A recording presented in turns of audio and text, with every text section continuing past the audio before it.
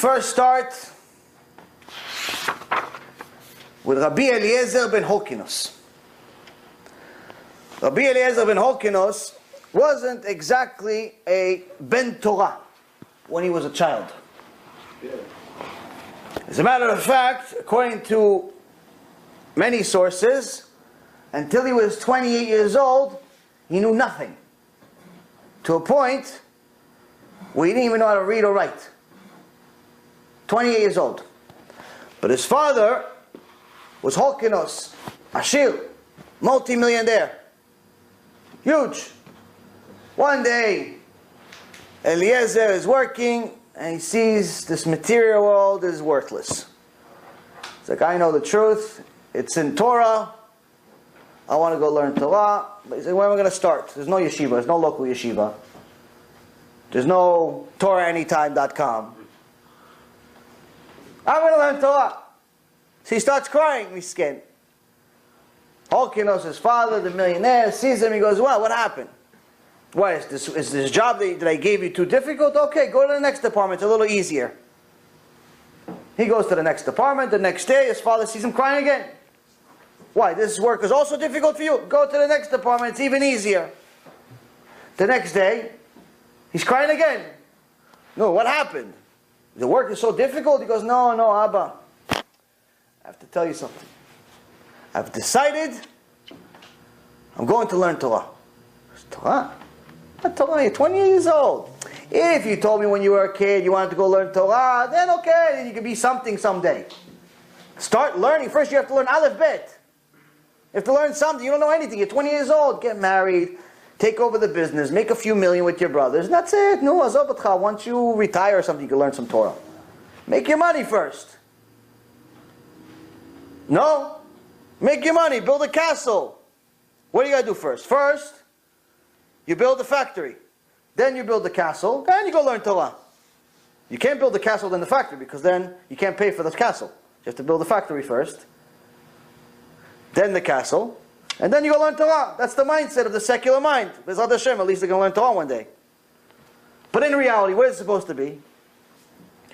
The same thing that Yaakov Avinu did. Yaakov Avinu, when he found out that his son is a millionaire, he's leading Egypt, he didn't say, oh, great, finally I can retire. No, what did he say? Yudah, go over there to Goshen, build me a yeshiva. Then I'll move. Until the yeshiva is not finished, I'm not moving. He didn't say, go build me a house. Yeshiva. Build me a yeshiva so I know there's going to be Judaism there. I know I can learn Torah. Castle after, the house, this, my son being a millionaire doesn't matter to me at all. I need a place to learn Torah. So we have it twisted. And Hyrkanos, even though he was a righteous man, also had it twisted. So Eliezer couldn't take it and he started crying hysterical until he had the merit for Hashem to send him Eliyahu Navi. Eliyahu Navi came to Eliezer ben Hyrkanos and he said, why are you crying, son? And he says, I want to learn Torah. Because then you should. So immediately, this is the first time anyone's ever supported him saying you should learn Torah. Everybody's saying, are you crazy? You learn Torah? Go make money. Your father's a millionaire. Your father's a millionaire. What do you need to learn Torah for? Go, it's your family business. You're married already. Go find yourself a girl, build yourself this, build yourself that. What do you need to learn Torah for? Hire somebody to learn Torah for you. Give $500 a month to an Avot, he'll learn for you. You get the mitzvah anyway. What do you care? First time you hear somebody says, yeah. Go, you should. He gets excited. He goes, where can I go? Where can I go? He goes, go to Yerushalayim. There's a rabbi called Rabban Yochanan. Go to him, he's going to teach you. Who's Rabban Yochanan? Rabban Yochanan is Gdol Hador. He's telling him, go to the Gdol Hador, he's going to teach you, you don't even know Aleph Bet.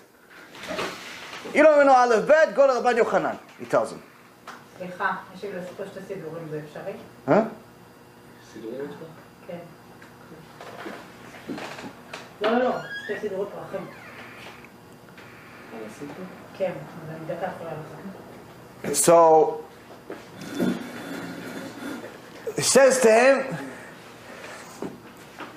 go to the Gdol Hador, the one that can revive the dead, the one that knows things that we can't even understand, and he'll teach you. So Eliezer goes to Yerushalayim, and he goes to the yeshiva, and he listens to the first shiur by Rabbi Yochanan. And all of a sudden, Rabbi Yochanan hears somebody crying. Somebody crying from the students. He goes, who's crying? He goes, who's crying? Who's crying? And they'll point to this little new guy, Eliezer. He's like, why are you crying, son? Because I'm here listening to you for all this time. I don't understand even one word that you said. I don't understand anything. Rabbi Yochanan saw the love that he has for the Torah and for how much he wanted Torah. They said, don't worry. I'll give a couple of avrechim, a couple of my students. They're going to come teach you. They're going to sit with you. They're going to teach you. Beseder. So that's what they did. And they started teaching him, and teaching him. And every day they're teaching him more. And Rabbi Eliezer ben Hyrkanos, nothing was ever enough. He learned one Mishnah, he wants another Mishnah. He wants one commentary, he wants to learn the other commentary. One Gemara, another Gemara. Nothing's ever enough. The more you give him, the more he wants. Just like we have desires for money, you give him 100, he wants 200. He asks for Torah. You give him one Mishnah, he wants 2 Mishnayot. Non-stop, more Torah, non-stop. Eventually, becomes a knowledgeable guy. And one day, Rabbi Yochanan comes to the yeshiva, and he smells something not so smelly, not so delicious like these flowers that we got interrupted for.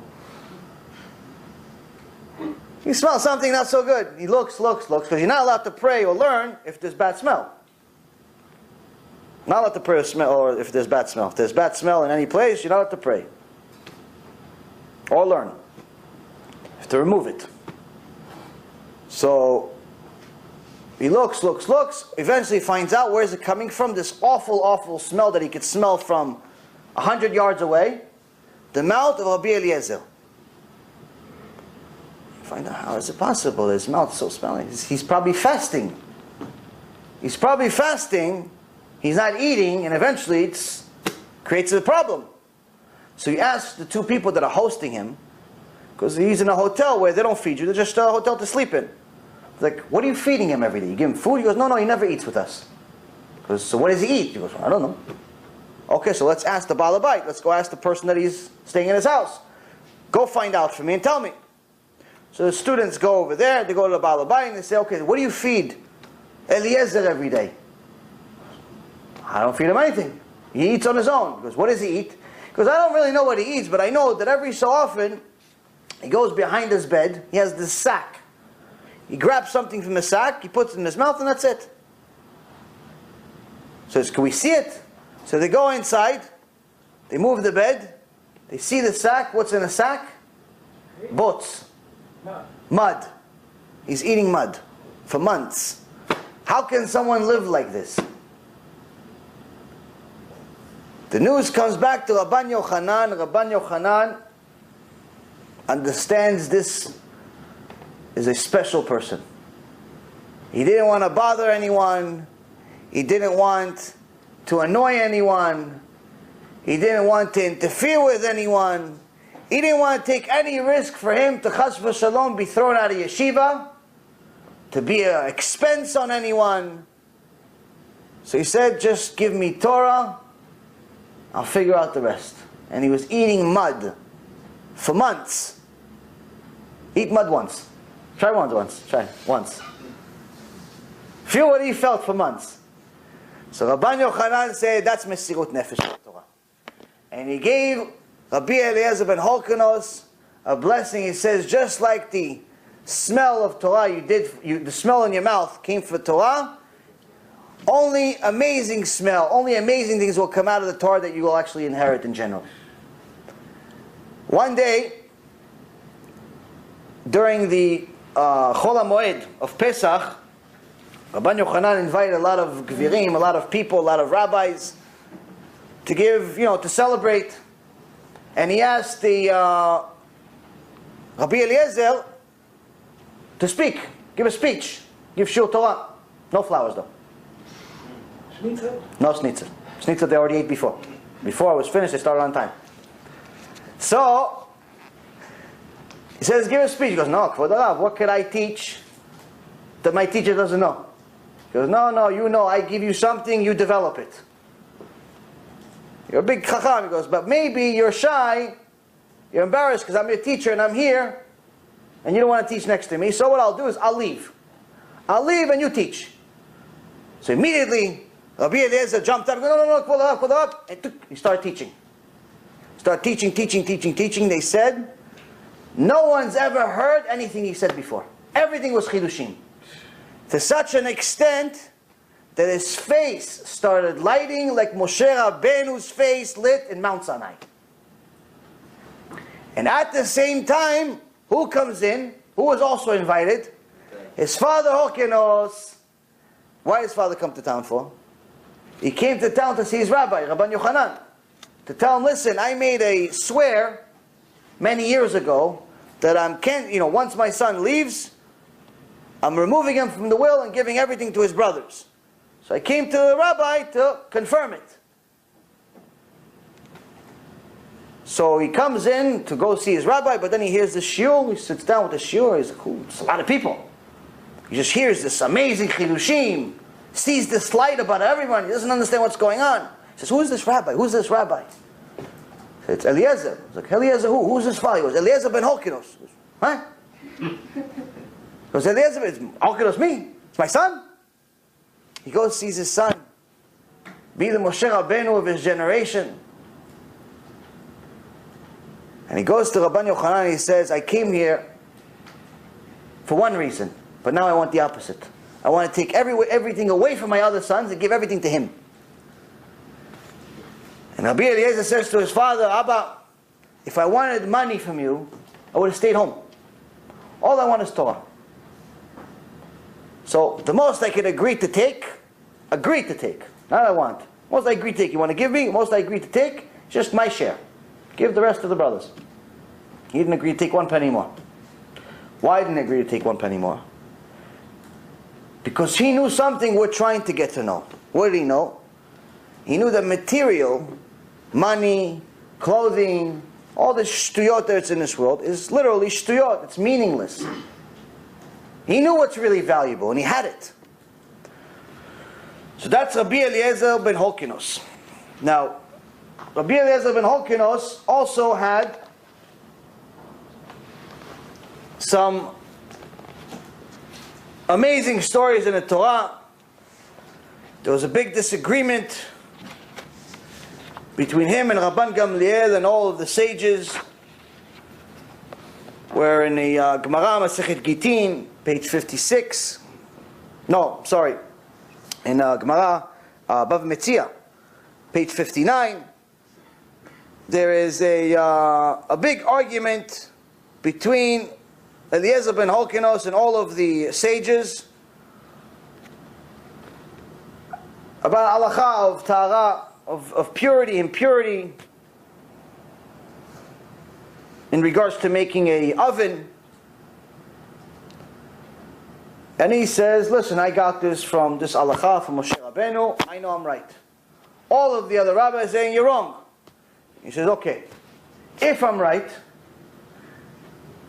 the tree, Hashem's going to give me to make it happen, He's going to cut the tree in half.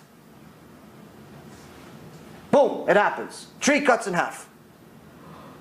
Rabbis say, we don't learn halachot from trees.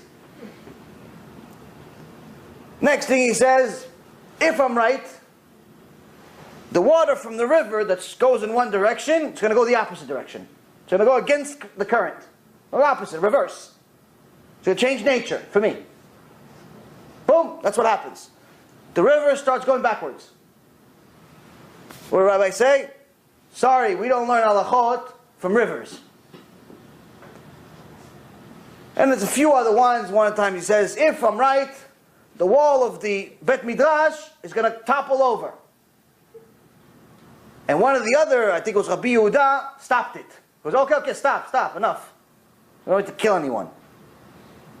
He says, if I'm right, there's going to be a bat call from Shamayim saying I'm right. Hashem will send a voice saying Rabbi Eliezer is right. You want more than that? And as you would have it, a bat kol came from Shamayim and says, why do you disturb my son Rabbi Eliezer ben Hyrkanos? Don't you know the halacha is always like him? Meaning he's always right?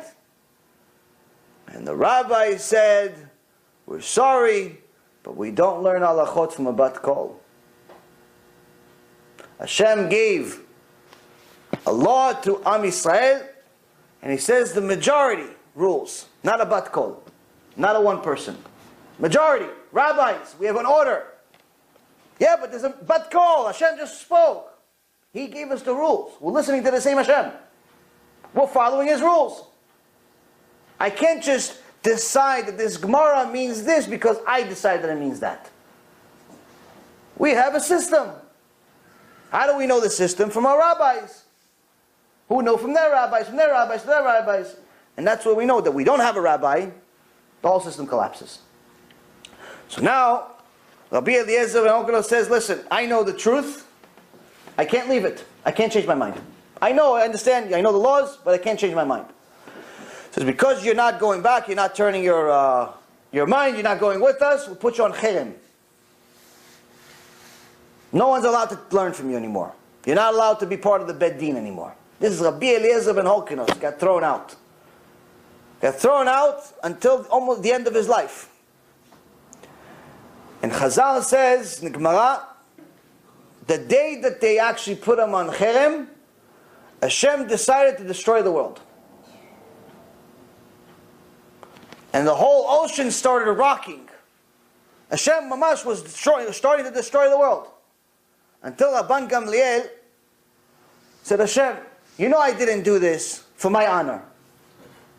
It is for your honor. You gave us rules. It's your rules. You said the sages have to decide. And that's what we're doing. I know it hurts, but I had to throw him out. Why? Because he would teach people the opposite. If one person teaches the opposite, they're going to say maybe everything else is the opposite. Becomes Chilul Hashem. And Hashem quieted the world. But to show you how big Rabbi Eliezer ben Hyrkanos was, Hashem wanted to destroy the world for him. At the end of his life, Rabbi Akiva, which was one of his students, came to him and he was very upset at Rabbi Akiva. That he didn't come visit him all these years. He said, you are going to die a very strange death. Told Rabbi Akiva. He predicted that he's going to die a very, very unusual death, and that's exactly what happened to Rabbi Akiva and all of the other students that he talked about. But he said, okay, I understand you're upset at me because I didn't come learn from you. I wish I would have come learn from you, but teach me something now. He started teaching him some stuff. In a matter of a few moments, he taught him apparently more Torah than we have in this world. But one of the things that he said, you think this is a lot of Torah? What I taught you is not even a drop of water of what I know. And what I know is all of the ocean is ink. And all of the trees were pens. And all of the land was paper. It wouldn't be enough to write down all the knowledge that I know. And all of the knowledge that I know, it's not even like a dog that licks water from an ocean in comparison to my teachers, Rabban Yochanan. So this is the people we're dealing with here. To us, it's not even people, B'chal. This is angels. This is not normal. So it's important to know these things about the sages, because before we decide that we agree or disagree with them, we have to know who we're dealing with first. Now, Rabbi Eliezer ben Hyrkanos said a few things that were very famous. In the Gemara Masechet Eruvin, page 63a, he says if a person rules a point of law in the presence of his teacher, chayav mitah. Someone that says a law, somebody asks you, what's the halacha for kosher or something? And your rabbi is next to you. Rabbi's next to you, but somebody asks, what's the halacha for this? You answer instead of your rabbi, chayav mita, death penalty. Disrespecting the rabbi. You could ask the rabbi for permission if the rabbi didn't answer. But until the rabbi answers or gives you permission, not allowed to say halacha in front of your rabbi. Now, if I told you this in the beginning of the shiur, instead of after I just told you who Rabbi Eliezer ben Hyrkanos was, it'd be a little different. Tell you this guy, it's like, hey, relax with your little rules. Okay, I can say halacha just like my rabbi can. He read the same book. He read the same book. He read Rambam, I read Rambam. He read Shulchan Aruch, I read Shulchan Aruch. Why can't I say it in front of my rabbi? What's the big deal? What, is he a big head? He's arrogant? Didn't you say arrogance is not good? Didn't you say Moshe Rabbeinu was anav, was humble? No, it's a rule. Halacha. Next. He said in Gemara Masechet Sotah, page 48b, a person who has bread today, but still asks, what am I going to eat tomorrow? He says, that person has no emunah. No emunah. Why no emunah? Because he's wondering, what is he going to eat tomorrow? Why does he have no emunah if he's asking, where's my bread going to come tomorrow? Because if, obviously, Hashem cared enough for you to have food today, then you already see that Hashem runs the world. How could you be so ungrateful to at least not thank Him and believe in Him, at least until tomorrow? He's not telling you believe in Him next week, next year, next month, or for your kid's wedding. He's saying you got bread today. You can't believe in Hashem until tomorrow. You have no emunah. You just got your paycheck, you're already worrying about the bills for next month? Why? Hashem gave you this month, we'll give you next month. How is He going to give it to you? Who knows? It's His business. It's not your business. It's His business how He's going to give you. This is one of the main things we're all lacking. We're all lacking emunah in Hashem. We're all constantly questioning Hashem. How are you going to do this? How are you going to do this? How are you going to do this? How are you going to do this? Hashem, I don't have a job, so I'm going to make money. Hashem, I don't have any customers, so I'm going to get money. Hashem, I don't have this, so I'm going to do this. You constantly ask Hashem, how? Instead of focusing on what you need to do, you're focusing on what He needs to do. And if you're so busy doing Hashem's job, who's doing your job? If you're so busy trying to figure out how is Hashem going to do all these things, how are you going to have any time to actually do the things that will lead Hashem to do them?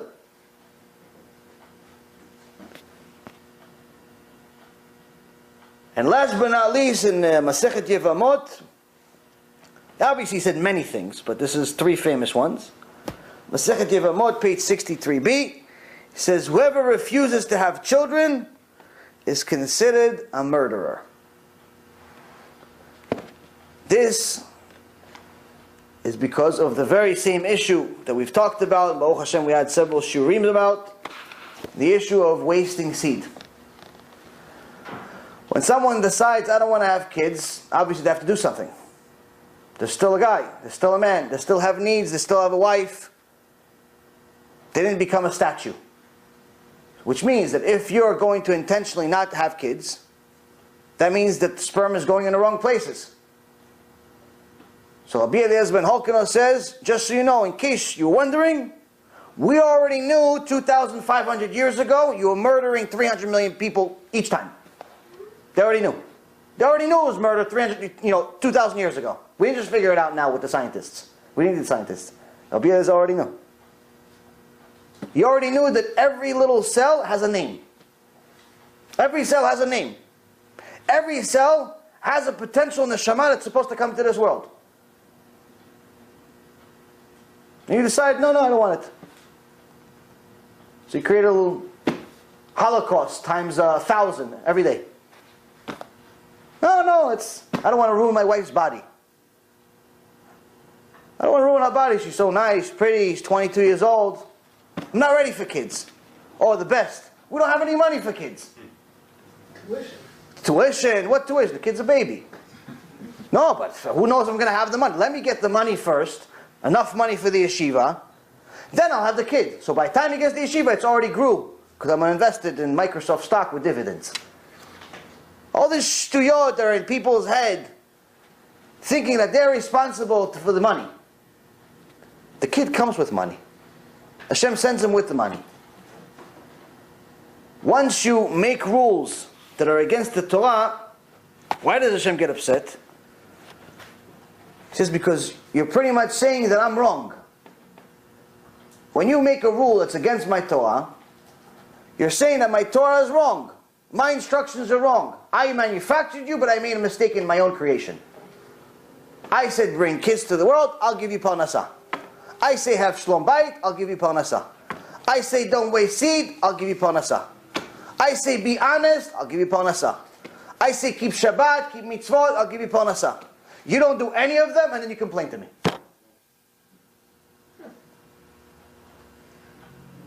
And on top of that, you want to blackmail me. You say, no, Hashem, first give me the parnasah, then I'll do it. And sometimes Hashem does it. Sometimes Hashem gives you the parnasah, He gives you not parnasah, He gives you a lot. He gives you a Ferrari, and a penthouse, and another house, and a vacation house, and if that's not enough, you get another house, and the plane, and everything else. What happens? You become the biggest kofar, you have a website against rabbis. Why? You say, Kochi ve'otzim yadi, I made all of it, I don't need God. Secret Gehenom. So, Rabbi Eliezer ben Hyrkanos was a very, very tough sage. One time, it didn't rain for several days, the Gemara says, and he told everybody that we have to fast. We have to fast several days until it starts raining. After the 13th day,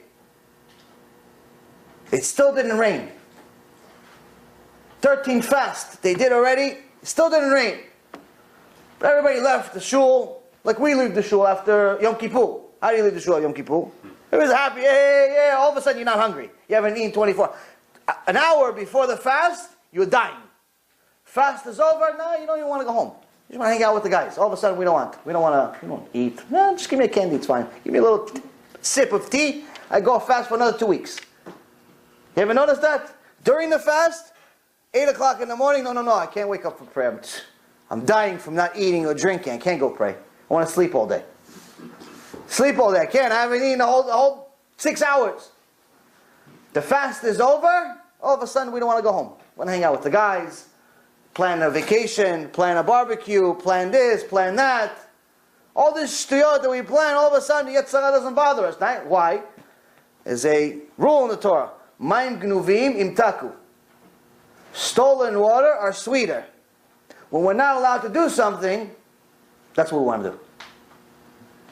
Water, if you steal it or you buy it, stays the same. Actually, check those. Check. What is the same? You stole it or you bought it, it's the same. But if you stole it, you say, no, it's sweeter. What's sweeter? It's the same flavor. Same thing with mitzvot. The things that you're not allowed to do, that's what you're going to want. They actually did an experiment on this. They showed guys identical twins. Women, identical twins. They said, which one's prettier? They look exactly the same. Everyone said, the one on the left. Why? We find out later, she's married. So even subconsciously, the Yetzirah convinces us that that's what we want. They look exactly the same. It's the same person. But they want that one, the one on the left. Why? She's married. She's prettier. Mayim gnuvim imtaku. So, Rabbi Eliezer ben Hyrkanos says, you're leaving the kila, you're leaving the prayer. The rain didn't start 13 times. So everybody's like happy, like what can we do? We prayed, we did our job. So Rabbi Eliezer says, did you finish digging your graves yet? Because we're going to die. Rabbi Eliezer says something like this. It's very scary. Everybody started crying. Everybody started crying and ran back to shul. 2 minutes later, rain started. He goes, okay, now I know you prayed.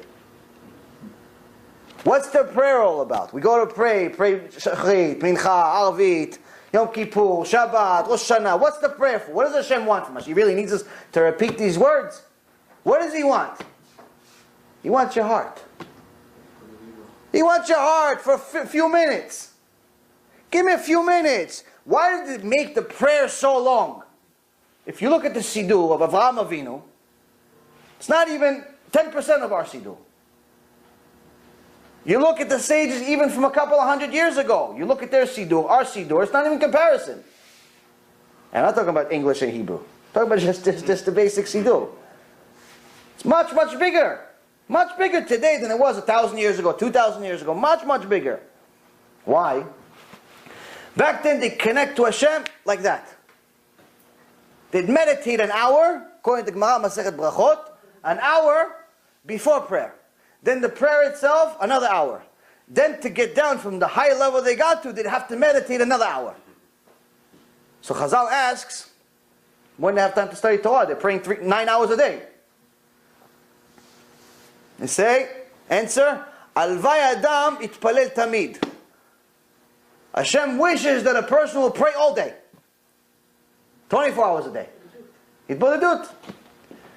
So, but even that, you need to know how to do it, and it also has to come along with a lot of Torah. You can't just go into the middle of the woods, smoke weed, and think it's Itbodedut. We have to be serious with Itbodedut. You tell most people Itbodedut, they're like, oh yeah, the Ben Ish Chai, Chazon Ish, and Baal Shem Tov all were smoking weed together. No, they weren't. They were all tzaddikim, they all did mitzvot, they all knew the entire Shulchan Aruch, they all fulfilled the entire Shulchan Aruch, and then the Itbodedut was part of what they were doing. In today's world, you have to explain these things. You throw words at people, people say, okay, so I can just go to the woods and hang out with my friends with ecstasy, and say I'm close to Hashem. People will give you all types of reasons, all types of things.